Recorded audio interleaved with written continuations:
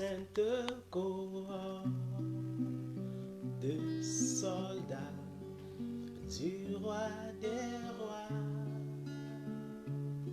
tenez d'une main forte l'étendard de la croix.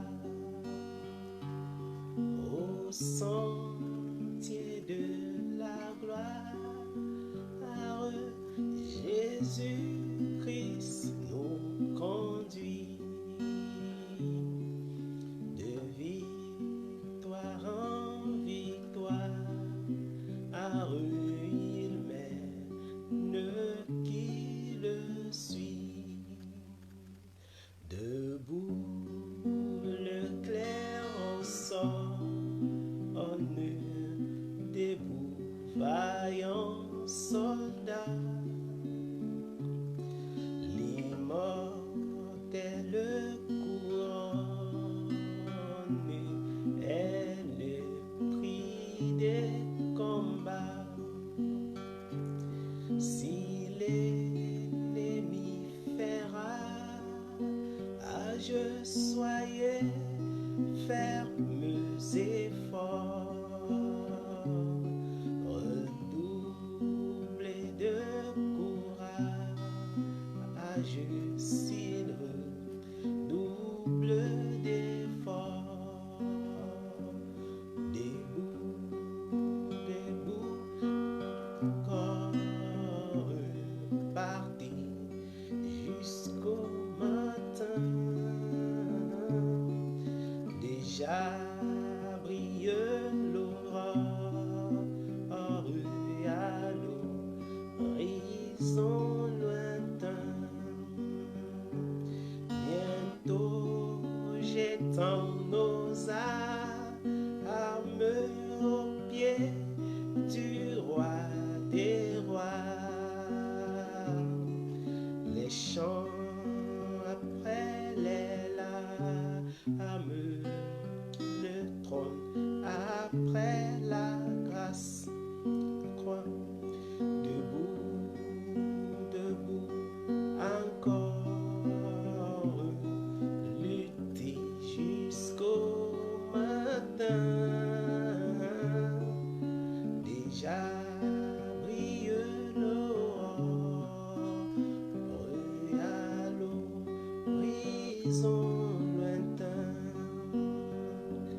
Bientôt j'étends nos âmes aux pieds du roi des rois. Des chants après les larmes, le trône après la croix. Debout pour la bataille, parti, n'hésitez plus, que nul ne défaille. Regardez à Jésus, de l'armure invincible, soldat, revêtez-vous. Le triomphe est possible pour qui lutte à genoux. Debout, debout encore, partez, n'hésitez plus, pour que nul ne défaille. Regardez à Jésus, de l'armure invincible, soldat, revêtez-vous. Le triomphe est possible pour qui lutte à genoux. Le triomphe est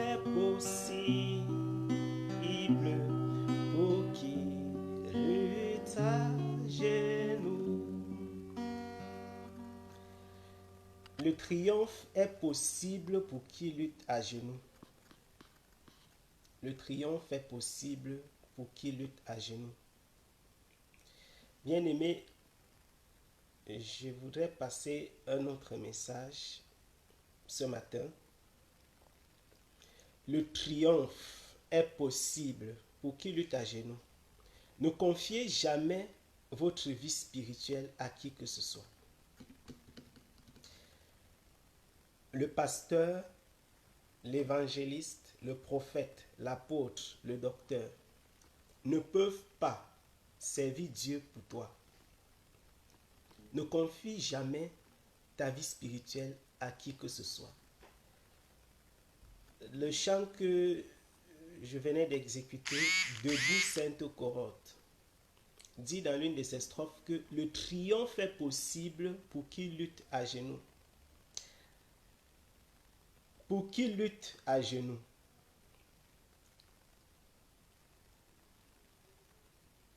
Il faut lutter véritablement à genoux.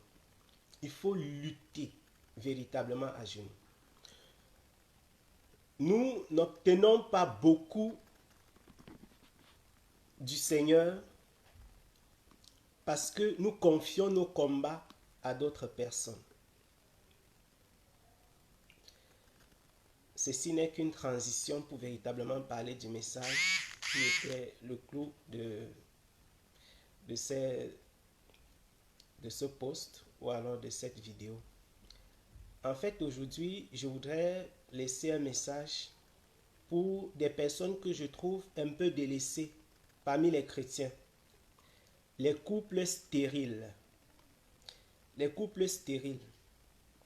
Le christianisme auquel nous avons été habitués, le christianisme contemporain, qui est en réalité paganisé, nous a fait voir les choses différemment. Nous a fait croire à un autre Dieu qui n'exauce que certaines personnes et pas d'autres. Un Dieu qui, pour être rencontré, doit être, on doit demander l'audience au pasteur, à l'évangéliste, à un apôtre, à un serviteur de Dieu, à l'homme de Dieu, à celui qui porte l'onction, à celui qui porte la tunique, comme disent les anglophones, qui a le manteau. Ce n'est pas le christianisme que Jésus-Christ a bâti. Ce n'est pas l'enseignement des apôtres et des prophètes du Seigneur. Ce n'est pas l'enseignement des apôtres et des prophètes du Seigneur. Je voudrais parler par rapport à la situation des couples stériles, des couples qui peinent à avoir un enfant. Ils sont nombreux, les couples qui peinent à avoir un enfant, qui ont rencontré les marabouts, qui ont rencontré des tradis praticiens, qui ont rencontré même des pasteurs, mais qui, après 1 mois, 2 mois, 6 mois de prière, ont baissé les bras et ont cessé d'espérer, ont cessé de s'attendre à Dieu, ont cessé de s'attendre au Seigneur. Je voudrais vous dire, pour tous ces couples qui ont baissé les bras, qui ont cessé de s'attendre à Dieu, sachez qu'il y a un Dieu qui exauce. Et je suis venu le déclarer encore haut et fort. Il y a un Dieu qui donne des enfants aux femmes qui sont stériles. Il y a un Dieu qui donne des enfants aux femmes qui n'ont même pas d'utérus. Je ne sais pas si vous êtes au courant de cela. Il y a un Dieu qui exauce les prières. Je voudrais véritablement m'adresser à vous aujourd'hui. Je suis un prototype. Homme, enfant, né d'une femme supposément stérile, selon la médecine, la science et selon la médecine traditionnelle africaine. Normalement, lorsqu'un couple, étant scientifique moi-même, je peux le dire, lorsqu'un couple a vécu ensemble, c'est-à-dire lorsque l'homme et la femme ont vécu ensemble 6 mois consécutifs et que, en ayant des rapports sexuels réguliers, il n'y a pas de conception, on peut penser à un problème de procréation dans ce couple. Ils peuvent déjà consulter. Après 6 mois de vie commune et des rapports réguliers, il faut ces 2 conditions. Alors le couple peut penser qu'il y a un problème. Je suis un prototype, je suis un exemple et ma vie est un témoignage de ce que Dieu est capable de visiter une famille qui n'a pas d'enfant. Et je voudrais laisser ce témoignage pour reconforter une femme ou un homme qui est dans un couple et qui cherche un enfant,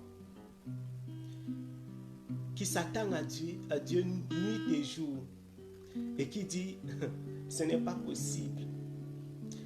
Ces histoires sont restées dans la Bible. Il suffit de regarder autour de vous. Vous verrez beaucoup d'autres exemples. Des personnes que le Seigneur a effectivement visitées, des personnes que le Seigneur a effectivement bénies et qui ont eu un enfant. Je voudrais vous le déclarer, cela est possible. Ça a été le cas pour mes parents. Je crois qu'il faut davantage témoigner de la grandeur de Dieu par rapport à ces choses. Beaucoup de frères et de sœurs baissent les bras. Ne baissez pas les bras. Le triomphe est possible pour qui lutte à genoux. Cherche le Seigneur et il vous bénira. Cherche-le avec ton épouse. Cherche-le avec ton époux. Cherchez la face du Seigneur et il vous bénira. Ces couples qui n'ont pas depuis 1 an, depuis 2 ans, il n'y a même jamais eu une fausse couche, comme on dit, ne doivent pas baisser les bras. Depuis 5 ans, 10 ans, 15 ans, il y a un Dieu qui agit. Il y a un Dieu qui agit. Je voudrais bien me faire comprendre. Il y a un Dieu qui agit. Je vais vous raconter un peu brièvement mon histoire. C'est mon histoire. Ce n'est pas l'histoire de quelqu'un d'autre. C'est la mienne. Ce n'est pas une histoire entendue, copiée. C'est une histoire vécue par mes parents. Je vais vous la raconter sommairement et brièvement. Alors, je suis effectivement né des parents qui étaient supposément stériles. Vous comprenez ça? Mes parents se sont connus à la fin des années 70, selon ce qui m'a été rapporté. Et ils se sont mis ensemble, c'est-à-dire les familles se sont entendues. Mon père et ma mère se sont mis effectivement ensemble au début des années 80. Selon ce que ma maman m'a fait savoir. C'est-à-dire fin 1980, début 1981. Donc dans l'année 81 là. Ils ont tout fait pour avoir un enfant. Ils ont tout fait pour avoir un enfant. Tout fait ce qui était en leur pouvoir pour avoir un enfant. C'est-à-dire aller à l'hôpital. Parce qu'ils avaient essayé les tradis praticiens.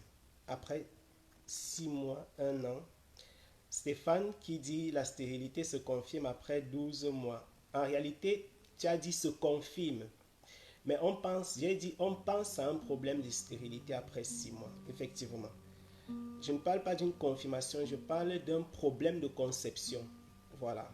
Après 6 mois, lorsqu'un couple n'a pas encore eu de fécondation, on parle d'un problème de conception. Ça veut dire que ce couple doit se faire consulter après 6 mois. Et après 12 mois, si au bout de 12 mois, il n'y a pas toujours, alors on peut penser qu'il y a véritablement stérilité dans ce couple. Et donc il va falloir examiner de quoi est-ce qu'il est question. Homme, femme, voilà. Donc, je reviens à l'histoire en question. Je disais, les parents sont allés chez les marabouts, ils ont visité les praticiens de toutes sortes. Ma famille, la famille de mon père, a donné à mon père une autre femme. Vous comprenez ça? Parce que en Afrique, je suis Bamileke du Cameroun. On ne supporte pas une femme qui ne peut pas concevoir. On ne supporte pas une femme qui ne peut pas avoir d'enfant. C'était difficile pour elle. C'était difficile. Elle a vécu le martyre. Elle a souffert des railleries, la haine. La haine. On a demandé à mon père, c'est quoi cette femme que tu nous as amenée? C'est quoi cette histoire? Ma maman m'a raconté cette histoire avec des larmes aux yeux. Elle a tellement souffert pendant ces années. Je ne parle pas de 6 mois, je ne parle pas d'1 an, je ne parle pas de 2 ans, je ne parle pas de 3 ans, ni de 4 ans. Des années, elle a souffert énormément parce que les belles-sœurs, les beaux-frères disaient, on ne peut pas supporter ce type de femme que nous sommes allés chercher, qui ne peut pas pérenniser notre famille, qui ne peut pas concevoir. Il venait la provoquer dans son propre foyer. Ils envoyaient les cousins, les cousines, les nièces, les tantes. Elle était méprisée. Elle n'avait pas droit à la parole. Pourquoi? Parce qu'elle n'a pas conçu. Et je voudrais encourager les femmes qui passent par la même situation. Les sœurs qui n'ont pas conçu. Après 3 mois, après 6 mois, après 1 an. Et qui passent par des moments difficiles. Sachez qu'il y a un Dieu qui écoute vos prières.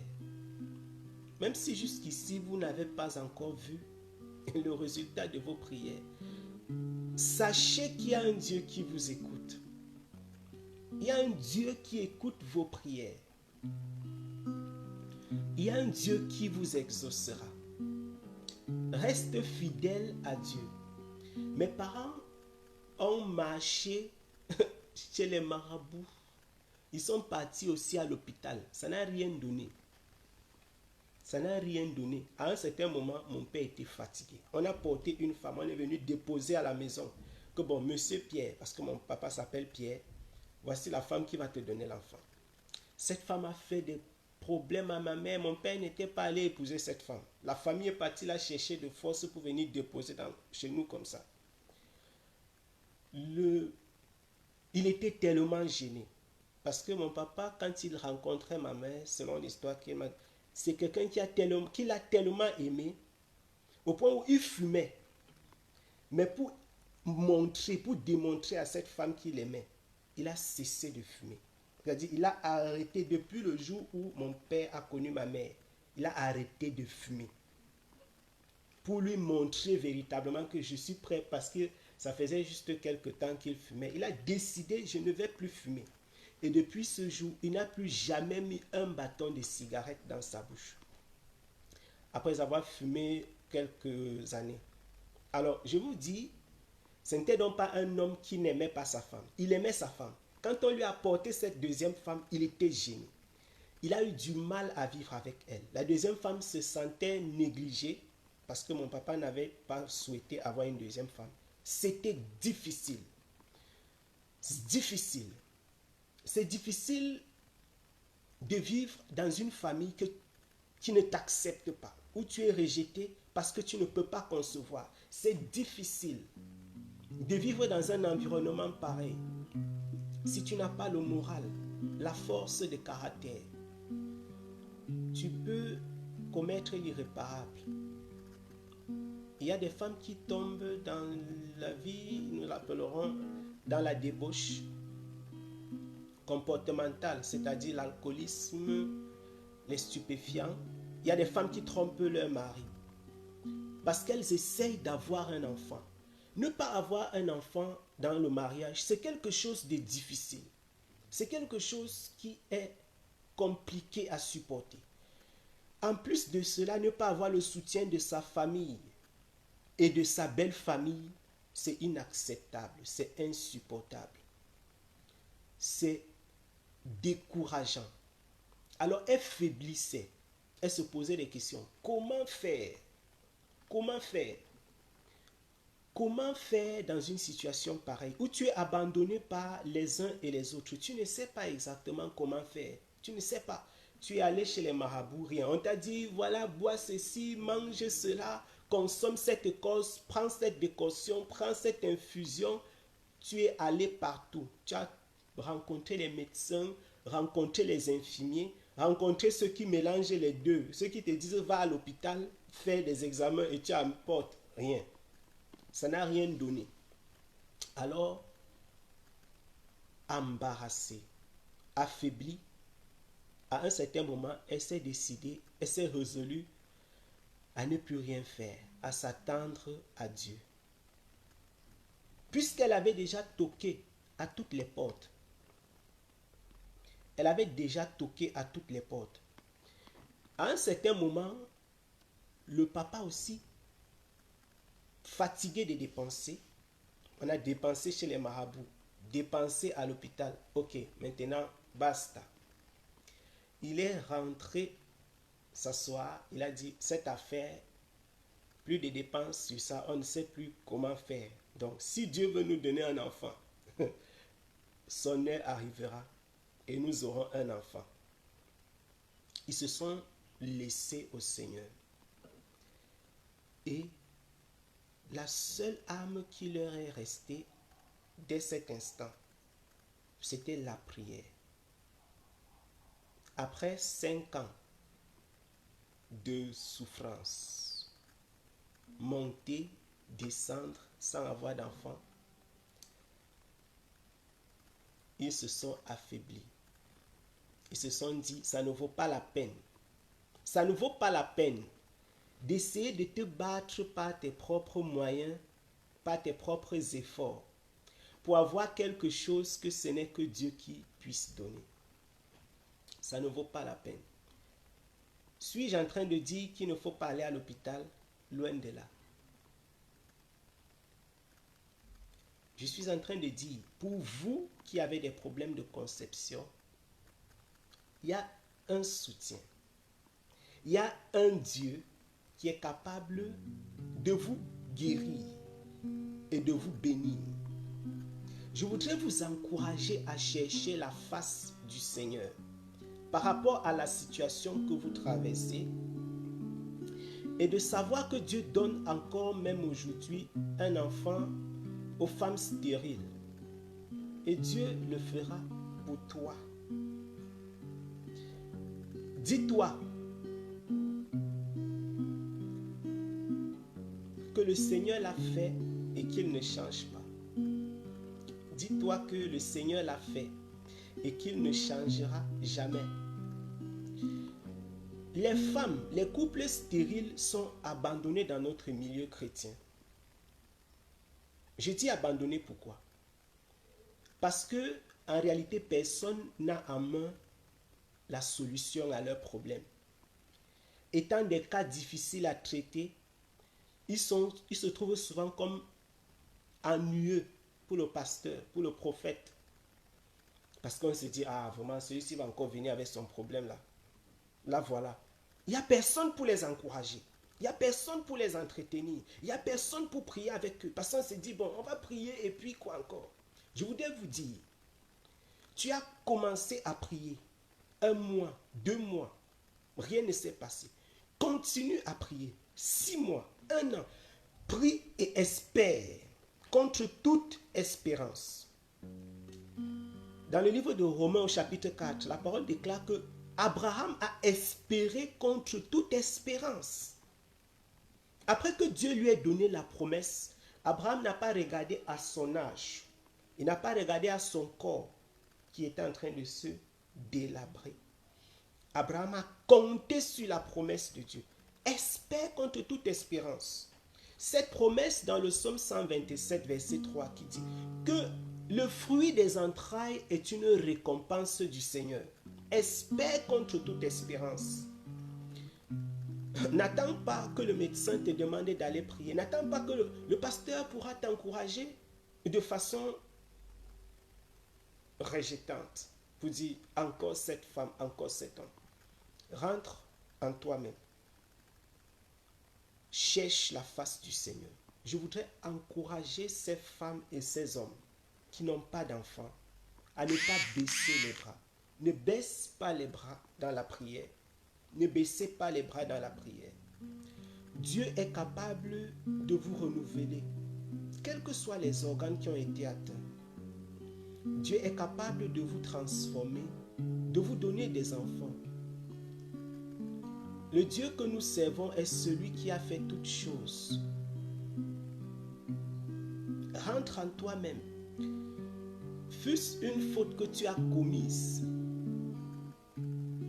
Est-ce que ce sont des erreurs, des péchés du passé qui tirent contre toi?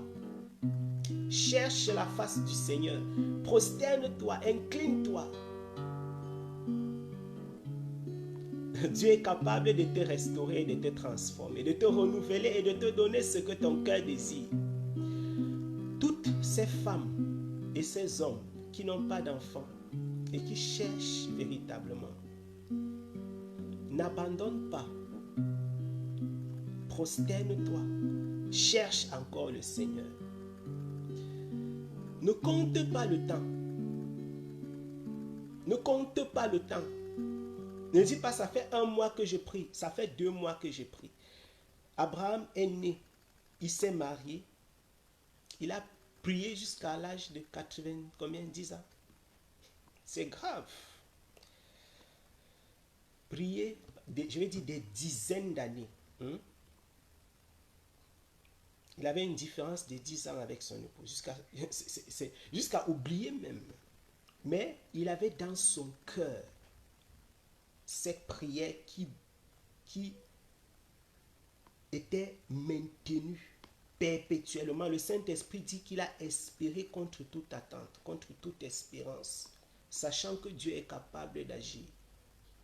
Nous avons pour maître, pour Seigneur et pour Sauveur, le maître des temps et des circonstances. Vous comprenez?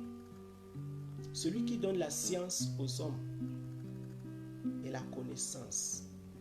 Dieu est capable de te bénir et de te transformer. Est-ce que tu avais commis des erreurs qui ont eu des répercussions sur ton corps, sur tes organes génitaux, sur les organes de reproduction? Parle avec ton Dieu. Repends-toi devant ton Dieu. Appelle ton époux. Cherchez la face du Seigneur. Je vous dis que Dieu est capable de guérir tout mal. Il est capable de transformer toute situation pour y tirer un témoignage à la gloire de son nom. Ne désespérez pas. Ne désespérez jamais. C'est difficile de prier et de ne voir aucun résultat.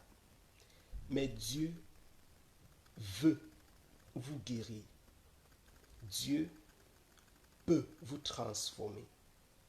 Et si vous vous attendez au Seigneur, si vous vous attendez au Roi de gloire, si vous vous attendez véritablement à Dieu, si vous demeurez attaché à lui, il va vous donner le désir de votre cœur.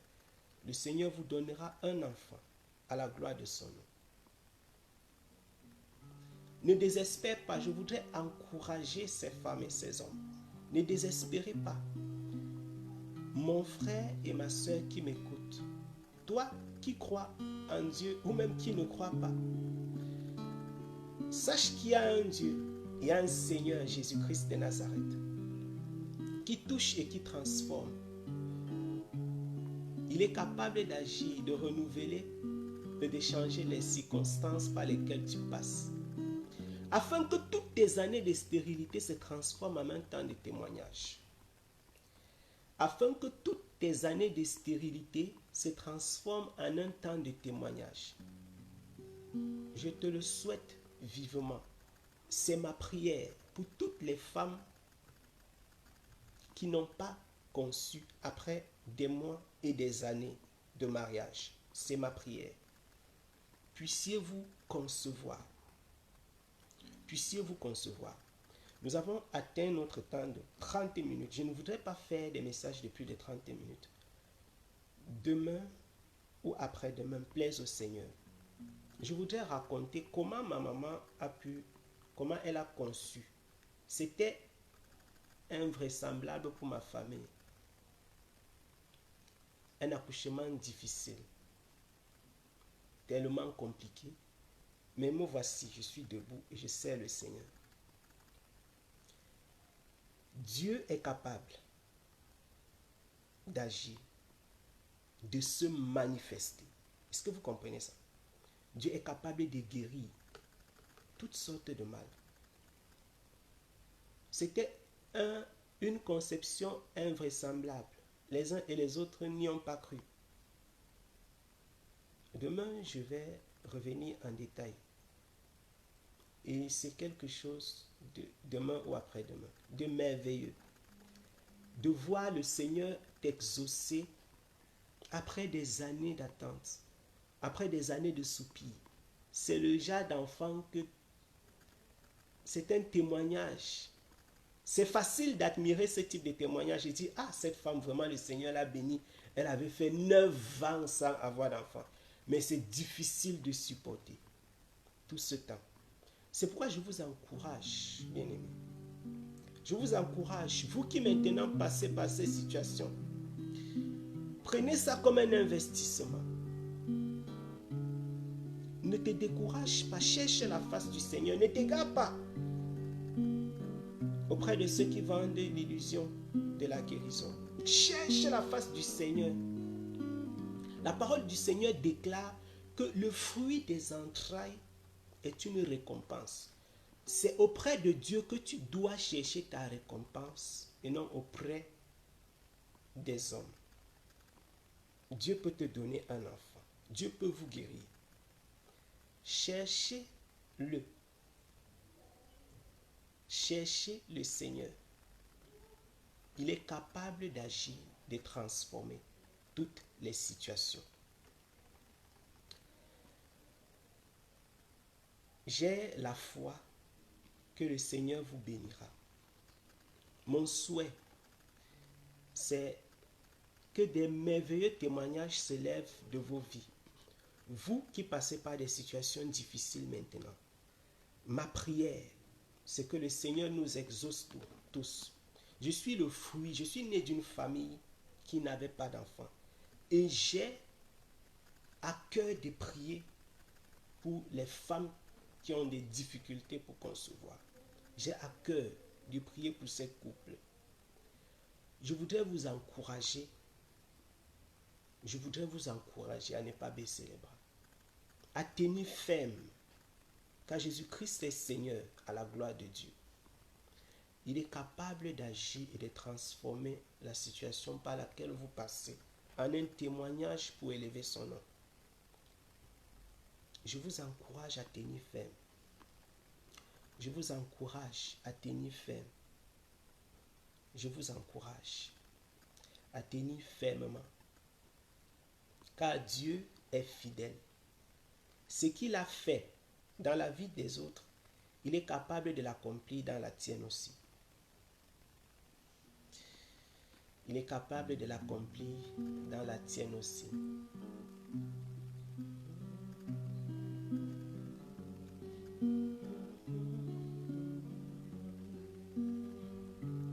Mon Jésus, je t'aime, je te sais à moi.